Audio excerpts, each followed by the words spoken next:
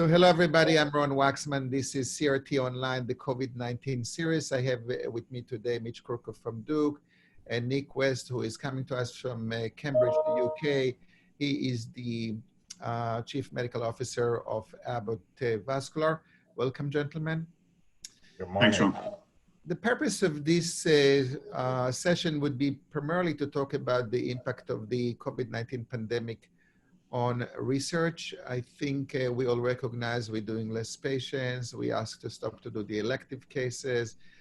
There's some other projects. So I'll leave it up to you and then I'll interject, but maybe we'll start with Mitch Krucoff at Duke. Tell us exactly how you're handling the research aspect while we are facing the pandemic.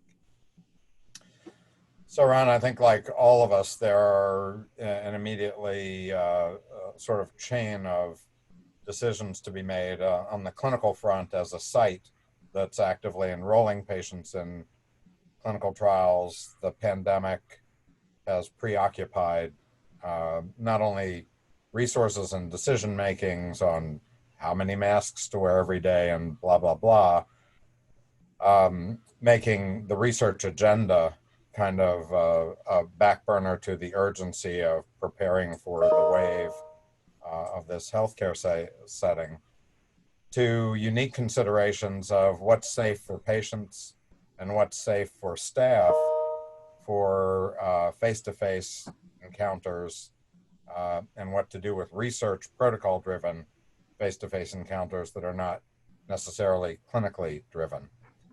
At the same time, if a patient is in the middle of a research protocol, like a chemotherapy research protocol, stopping that is also a big deal. So lots of considerations at the site-based level. And as we started dialogue where we are coordinating multi-center trials, frankly, different sites and different IRBs had different perspectives on whether to continue or whether to stop. The Duke IRB, as an example, dichotomized clinical trials that have a high likelihood of bringing benefit with new therapies to clinical trials that had more modest benefit to offer. And the latter, the so-called type 2 trial, all of those were enrollment was stopped at the site level. While the studies that had high likelihood of benefit, like novel chemotherapy agents or even acute MI protocols sort of things, the decision on interrupting enrollment or not became a very much a one-to-one trial discussion with the trial team, et cetera. And in multi-center trials, different sites ended up making different decisions. In some cases, coordinators and staff were interested in continuing, and in other sites, they wanted to stop. So at the site-based level, I think the immediate operational change for any study that was continuing to enroll, or the other challenge is if you've enrolled 20 patients in a protocol and you're following them in follow-up visits that involved face-to-face, converting those face-to-face visits to remote visits in the setting of the pandemic became a pretty consistent recommendation across sites. And then you all are probably aware, the FDA issued a guidance that was not even subjected to public review, but was clearly warranted in this setting, at least for the Center for Devices, to just go ahead and make those kinds of changes to remote visits wherever reasonable and possible, and even recommending that you do that without waiting to hear from your IRB, but just notifying your IRB in order to do this. So these are really extraordinary decisions in extraordinary times. From a coordinating center perspective, obviously the site and safety of staff and patient exposures in personal encounters and the ethics of continuing a clinical trial in the middle of a pandemic altogether, where staff, I'm in North Carolina. This is, I can honestly say, one of the times I'm glad I don't live in a big city. Talking to colleagues in New York and Manhattan who have been redeployed from cardiology to round in ICUs, this is just not the time for them to be able to do research. So this is what that implies, Ron, sorry, is just operationally from a coordinating center. I think we have to recognize that the operational, if you're in the middle of a trial and you stop enrollment or interrupt enrollment now, and you operationally shift from face-to-face visits that have gone on, for instance, in 200 patients already, to going to remote visits in the next 200. And if you're following an endpoint like all-cause mortality in patients like vascular patients who have multiple comorbidities for whom COVID now offers a whole new way of losing a life. The superimposition of all of these issues and the impact on, can we really pool the data from 200 patients enrolled pre-COVID to 200 patients enrolled post-COVID? Or if you're 3/4 through and we only have 50 more to go, and all of these kinds of variations on the theme have enormous implications, CEC adjudication rules, DSMC safety oversight. So from an operational point of view, how and what the impact of this pandemic is on research activities is very complex and has multiple layers. Thank you. I think you covered a lot, and this is going to be a room for discussion for a couple of hours. But let me just ask Nick West, from an industry perspective, you're in midst of trial. You may have not seen the FDA guidelines or documentation. You're following up patients, you're enrolling patients. I'm sure that there is not even a checkbox say COVID-19 positive or negative. This can impact the outcome of your studies. So how are you managing that from a sponsor? You're running several trials right now. What is the strategy right now from the sponsor perspective? Okay, well, thanks, Ron. That's a very good point, and thank you very much for asking me to join this this webcast today. I think Mitch has hit on a lot of the same points that I'm going to raise from our point of view, and I think that it's important to point out that whilst Abbott is directly the sponsor of large studies, we also, although we aren't the sponsor, we often provide funding for or support a large number of investigator-sponsored studies around the world in all geographies. So as soon as this started, we didn't take a stance where it was mandatory to stop enrollment, because as Mitch has pointed out, there are huge implications for studies, but also it varies enormously by geography. Now, as you say, the FDA produced guidance, and some countries also produced their own guidance about cessation of research, and of course we followed those. But we left it open to both investigators for investigator-sponsored studies, and indeed to sites as part of multi-center studies, to continue to enroll if they felt able to. We wrote to all our ISS investigators and said, if you're going to stop, that's fine, we fully understand, just let us know you're going to do that. For the multi-center studies, we didn't necessarily mandate stopping or continuing. In fact, some centers have chosen to continue, but that is only with the understanding from our point of view that the safety of the patients who are going to be approached, enrolled and followed up, and the staff involved in the research, their safety is absolutely of paramount importance. Mitch has raised quite a few issues with regard to the potential pitfalls of carrying out cardiovascular research within an infective disease pandemic. Of course, you may get lots of additional deaths or morbidity events that will not be directly attributable to the procedure, the test, the device that you're examining. And of course, as we know in the COVID-19 pandemic, it appears that patients either with pre-existing cardiovascular disease or even risk factors for cardiovascular disease appear to be more susceptible. And there may be a clustering of issues here, including adverse BMI, male sex, advancing age, etc. It's very, very complex. So it's been difficult to manage. We've been encouraged that some sites have felt able to continue enrolling patients. We're very grateful to them that have, but there's been no pressure from our end to continue to meet milestones. We have to accept that in a global emergency like this, you know, device-based research takes, I won't say a backseat, but certainly it becomes less important than the acute management of emergencies. And by which I mean emergencies both related to the pandemic and, of course, as we've increasingly heard, the kind of the untold casualties of this crisis that are the patients not only with cardiovascular disease, but other comorbidities that are not presenting because they're worried about going to hospital. And again, that varies enormously from geography to geography. So if I read it very shortly, just to summarize, as a sponsor, you didn't take a decision to cut all the enrollment or suspend the studies. You just let it go, and side by side they decided whether they can do it or not. Is that fair? We encouraged everyone to think about the safety of continuing whatever they were doing. I think, as Mitch has said, that is absolutely of importance. Not only the patients, the researchers, the staff following these patients, start looking after these patients. Everyone has to be thought about at this time. And, you know, it's important to continue research. As you say, there are lots of implications, as Mitch has pointed out, about just stopping a trial dead in its tracks.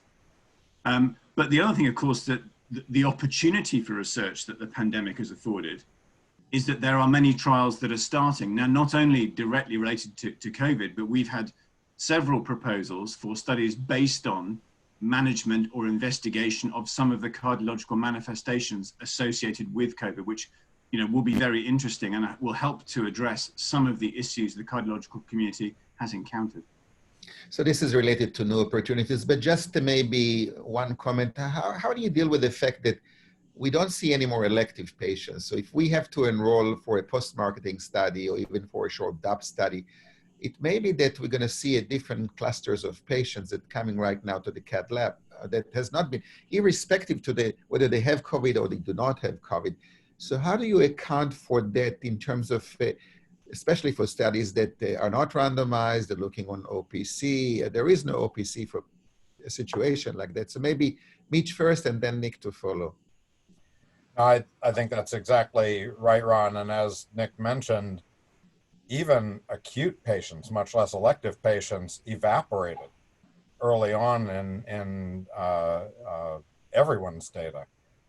And unless you believe that sitting at home is good for you and prevents heart attacks and strokes, which I don't think is what's going on, the reluctance of patients to come in, even when they were having a stroke or a heart attack, very scary ramifications. And I'm very happy to say that multiple professional societies, the media, in the UK, I actually caught a piece on the BBC where the national conference that's being televised, this message came out very early to patients who are sick to not worry about COVID and not worry about the healthcare system. We're still here, blah, blah, blah.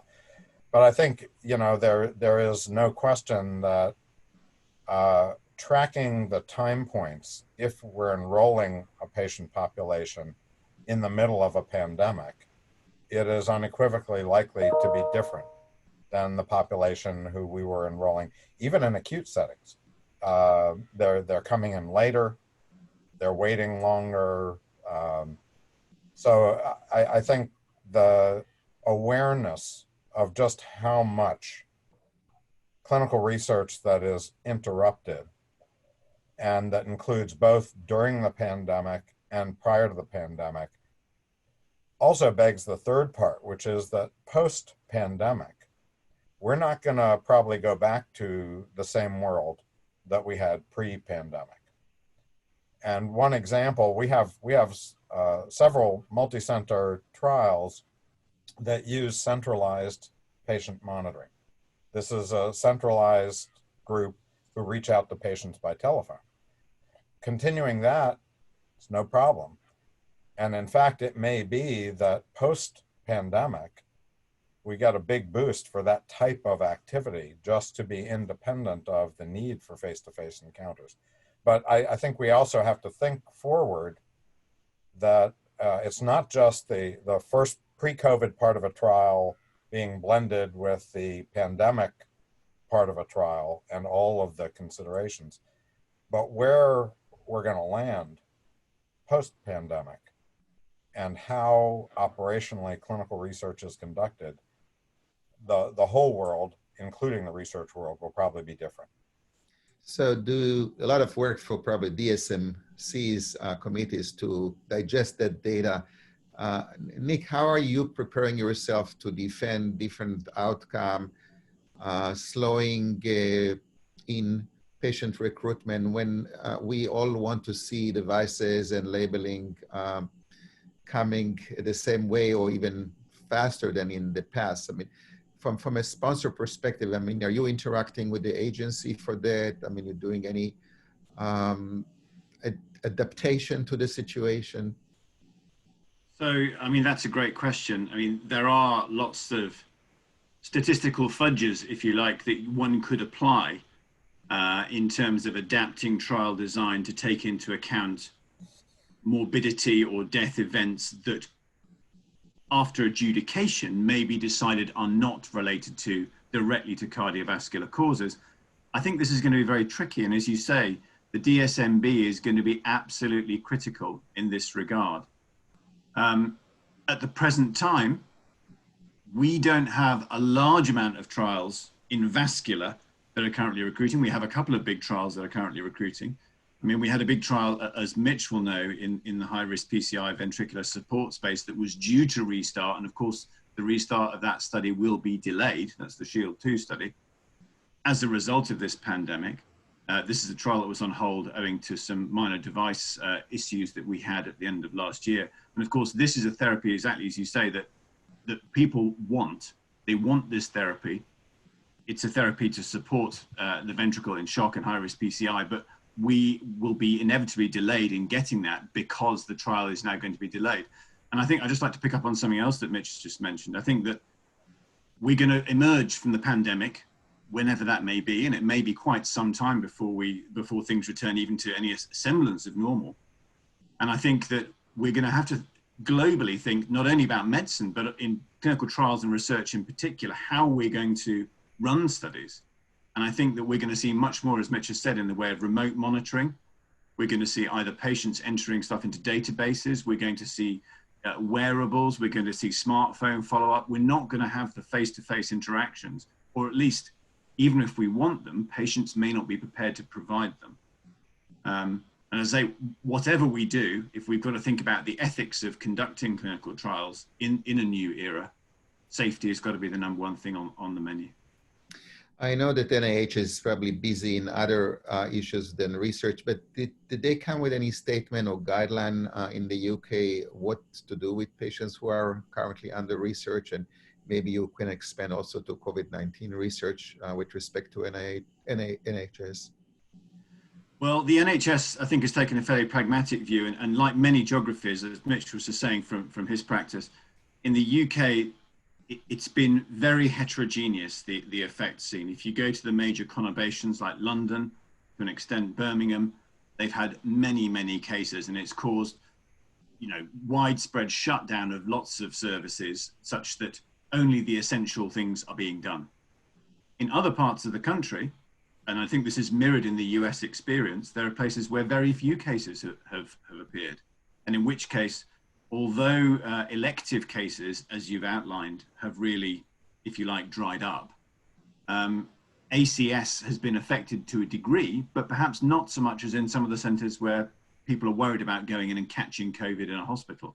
In fact, one of the facets about European practice that I think is currently coming to the US in terms of cardiological and in particular coronary type studies is that we've seen a shift in recent years from the kind of 30-70 ACS or acute to elective proportion completely flipped around.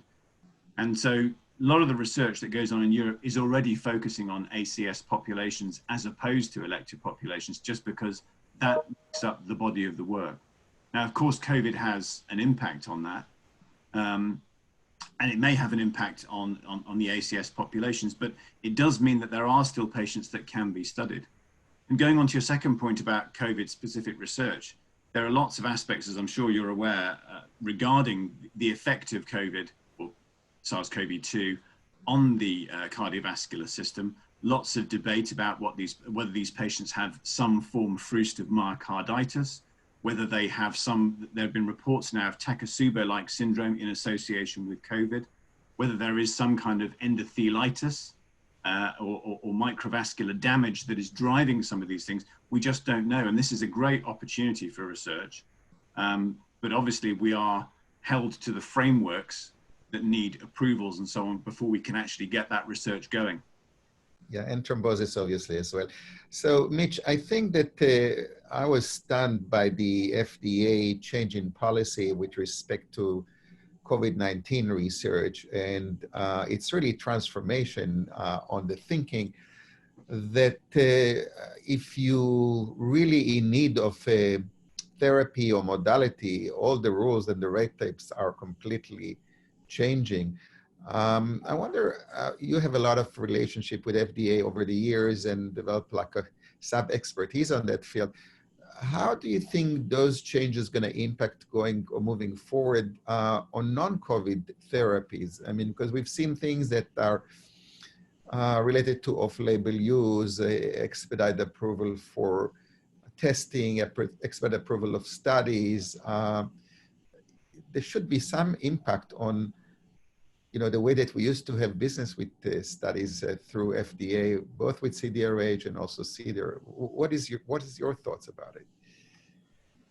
Well, I think honestly, Ron, the FDA and both Center for Devices and Center for Drugs should get a lot of credit, but it's credit for applying work that's actually been in motion internally at the agency for more than a decade now to make research less burdensome, more efficient, more informative, all sort of together. And to me, it was in the move from mandated FDA taken as to protect the public health to an expanded mandate to promote and protect the public health, much more preemptive. So I think a lot of the directions that FDA has been gradually developing and exercising to create earlier access, facilitated access, expedited access, to strengthen the post-market ability to gather evidence so that pre-market decisions can be a little earlier with confidence that they won't be lost to a no data zone after approval, that all of those sort of directions could not be more critical than to have them sort of already maturing within the agency at a time that a pandemic like this hits. So I think this is really all of us benefiting from years of focusing on how to make research less burdensome, more efficient, the so-called mantra, better, faster, cheaper, where better is the key, but faster and cheaper is critical to all of us. That work over more than a decade now has borne great fruit for application at an unprecedented level and across the agencies in this current pandemic. So you see that as an evolution that actually was on the way, and now with the COVID-19, it was really easy to adapt to what was planned to be maybe more gradually, but now it's actually moved the step because the background was ready. Is that what you were trying to? I don't know if I'd use the word easy, but easier, no question, that these channels, even just the ability to talk across industry, patients, clinicians, regulatory authorities, the sort of ecosystem environment that is where real medical innovation lives and thrives, has been very actively developed in multiple meetings, your CRT meeting, the TCT meetings, other public meetings, public-private partnerships. I think the maturity of that sort of dimension in a global bio-war has given us a real boost to move further, faster on multiple fronts, whether it's getting novel ventilators built in Detroit by car manufacturers to patient bedsides, or whether it's bringing forward drugs that have been approved for a variety of other things, but that might actually have a role in mitigating the clinical expression of the SARS-CoV-19 infections, in vitro diagnostics, testing, that all of these fronts could move further, faster. I think all the regulatory agencies should get a lot of credit that the work done over the past 10 to 15 years has probably saved thousands or more than thousands of lives as we go forward. Yeah, one of the questions that I'm trying to think about the off-label use. I mean, we have in the device industry a lot of off-label use that we are not doing because it's an off-label use, and there's a lot of lack of indication. We still want to promote the research and the rat research, but because the devices are approved for one indication, they're not approved for another indication, there is like a very slow process to get those approved and integrated into the market, and that also has impact on reimbursement, et cetera, et cetera. So as a sponsor, do you feel that there is an opportunity right now, Nick, to push more the FDA? Well, you have said there is a precedent that was set with the COVID-19. A patient is a patient, an urgency is an urgency, and we have a new FDA commissioner, we have pressure, things have changed. I mean, again, like not everything is going to be back like it used to be. So how much of this you think the industry would be able right now to leverage as you move forward with the approval for off-label indication? Still doing the research side by side, as Mitch was saying, moving more to the post-market from the pre-market. I think that's a very interesting point. As you've said, the regulatory authorities have taken various views on this. As you probably heard in Europe, the decision's been made to delay the MDD to MDR transition by a year. And that's something that's bothered many device companies that have CE marks. And for those that aren't aware, every device with a CE mark effectively had to reapply with lots more real world data. It's proved a major headache for the whole of the device industry. And the transition time was supposed to be this year. It's been pushed out another year, thankfully. So everyone has a sort of slight stay of execution.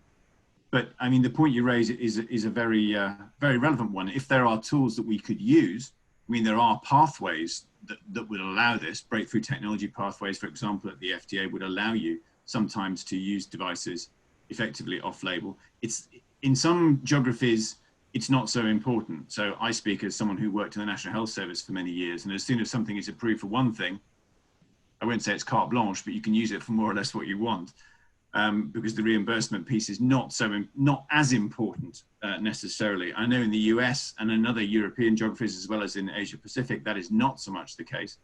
And I think that if one could consider a piece of equipment, a device, a technology or therapy that we had that could be directly applied, and we've thought very hard about what's in our portfolio. And unless you can help me come up with an idea, we've looked very hard at the vascular portfolio and can't see anything necessarily that could be particularly relevant at this moment. You know, obviously we don't have ventilators. The nearest thing we would have is the percutaneous heart pump, but that's a bit of a way off at the moment. And, you know, we've seen ECMO used for patients. That's what I was about to ask you, because you do have circulatory support devices, and also Mitch and myself very much involved in the whole cardiogenic shock initiative. And, you know, the trial is going to follow up. But again, if you think about even on nowadays, if you take the precedent of ventilators or other devices or drugs, that they're moving very quickly into a treatment modality with very little data in terms of studies. Where do you put those in the context of COVID-19 crashing patients, and how do you expand into patients with cardiogenic shock that are equivalent to that? It's a tough question, and again, I don't know if we can leverage on the situation, if things will go back to where they were before, or we can take an opportunity and show that we can go ahead and move it at the same time. Mitch, you want to comment on that? So Ron, I think, again, at least in an American perspective, what Nick was describing, once a device is approved for a particular indication, the regulators sort of drive that. Reimbursement decisions may be related to that. But at the end of the day, the practice of medicine, how many hundred biliary stents did I ever put in coronary arteries? That's the practice of medicine. And we have always, at least through my almost 4 decades of career now, separated this notion of clinical practice and research as 2 separate universes. And I think one of the more recent trends is to move away from that and to recognize that everything we do in real world practice matters. And that anywhere we can collect high quality, consistent data, it may not be randomized trial data, et cetera, but it has value. And I can't think of an application more appropriate than this pandemic to recognize that physicians who are losing a 45-year-old patient to COVID in shock, who go ahead and talk with their surgeons and put them on ECMO and see the patient survive, or who hemofilter, or who try culture, who try a drug, or that I think that type of guided consensus practice of medicine and the collection of those data as relevant evidence to either designing a very near-term clinical trial that could look at, like hydroxychloroquine, for instance, is now in several large randomized venues already, both for patients and for healthcare staff. So I think the ability to move forward, and again, innovation medicine is an ecosystem agenda. The manufacturers have to feel comfortable, the clinicians have to feel like there's something intuitive that is driving this. The anecdotal reports of maybe this is working, that at least share ideas. Again, this is not definitive. And the regulators' openness to, hey, let's see if there's a responsible, ethical, quick way to get a handle on this and then move forward. I think that's where what used to be really separate practice of medicine, clinical practice, clinical record keeping, and our ability to aggregate evidence that actually advances the field, that may in fact expand labeling, that may inspire brilliant industry engineers to tweak or build something, and industry at this point, including like the auto industry, to make something that works in an emergency setting. And again, post-COVID, where that leads, we'll see. Yeah, we see innovation on steroids. I hope also research on steroids. We should applaud to FDA that was approved all those trials designs in a very quick time. We know how long it takes to have discussions with the agency for any other trial in our field. And boom, you have like 30, 40 trials approved by the agency to kick on in no time. So I think things hopefully will change on the benefit of medicine. One thing that it's still missing is coordination of all these big data. And I'm like, stunned to see New England publishing a series of 68 patients, 58 patients, 30 patients. I'm like, where is all the big data that we were talking about for years? That's part, I think it's still lagging. I think we need to have some coordination and control of all those studies. Otherwise, all this effort, it's probably going to be inconclusive. So that part is missing. I don't know who is taking the lead on that. I thought that it should be something coming from the government that issues all those trials, or centers like Duke that is involved in many, many trials. But don't you think, Mitch, that we're missing this big coordination of all this data? Look, about 300 studies over the world, if you look at clinical.gov, and who is really collecting, who is controlling what is done? So, Ron, I couldn't agree more, although you know as well as I do, and Nick certainly does, how many logistical headaches are really involved in that kind of governance, data sharing issues, blah, blah, blah. But to me, the real message, and again, in a post-COVID world, as we look back at how a pandemic like no one has ever seen on the face of the earth has been managed. Multiple people, including Tony Fauci, have said, look, we're making the best decisions we can make based on the numbers that we have. we don't have everything that we want to have. We're doing our best. And as we look back, we're going to see a lot of mistakes and a lot of things that if we could have done differently, we would do differently. But the one thing, Ron, that I think is, again, a really good sign, and I hope will get even greater traction in a post-COVID world, is that data from China, data from Italy, data from France, data from Spain, data from New York, data from, the sharing, at least of the epidemiologic data, characterizing the wave, characterizing rates of increase, characterizing the impact of social distancing and testing. These have been pretty publicly shared. And I think by virtue of that sharing, I know at least 50%, if not more, of our discussions here and how to prepare in Durham, North Carolina for what potentially could have been a wave that overwhelmed health systems here, that having the data and the models from all of these different areas publicly visible and showing those trajectories and superimposing our trajectory on those trajectories was priceless, absolutely priceless. So hopefully this level of data sharing is not the one kumbaya happy world of all data, but it certainly to me is a flag that we are so much stronger when we work together than we work separately. And God knows this has been a major test of that principle, and maybe we could even get a president who understands that someday in the United States. Yeah, it's a Can I chime in on that, Ron? Can I just chime in? And I'd just like to agree with Mitch. I think that the sharing of data in terms of the prevalence of cases has been enormously helpful, and it's been published in lots of journals and lots of newspapers. The Financial Times publishes a fantastic page every day that's updated with the trajectories.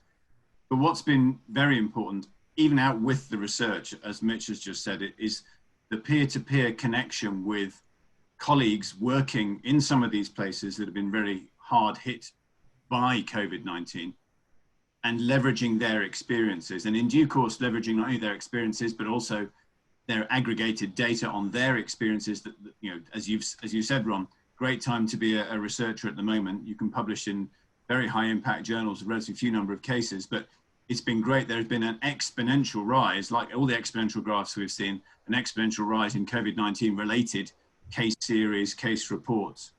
And as Mitch said, it would be great if that can be aggregated and to derive some specific treatments, some treatment protocols for, particularly in our instance, cardiac manifestations and coronary manifestations of the disease. I think it's very important to point out that after SARS, the virologists, the infectious disease specialists were kind of caught on the hop slightly by SARS. And so they were very, very smart. They put in a whole load of generic research protocols, got regulatory approval throughout Europe, I'm not sure in the US as well, so that when this pandemic started, all they had to do was effectively flip the switch and they could start researching and recruiting almost immediately. Although, as you've said, there are moves in the US, and also, as Ron, as you alluded to, the NIHR over here will allow expedited requests for COVID-related research. It still takes time to draw up a protocol and get the funding, etc. Yeah, no doubt this is a global pandemic and has to come with a global solution and global collaboration. And we all want to be as close as soon as we can the post-pandemic era and deal with the future planning and understanding better the data. I'd like to thank you both for contributing to this COVID-19 series. Stay healthy, keep on research. I think we just have to keep our head above and innovate on research and look at our opportunities. I think with every trouble like that, there are some opportunities. We just have to pick them and to move them forward. I think that will be to the advance of medicine and our experiencing across the board with anything that we do. So thank you and stay healthy, and we'll see you hopefully in person soon. Likewise. Amen. Thanks, Ron. Thanks, Mitch.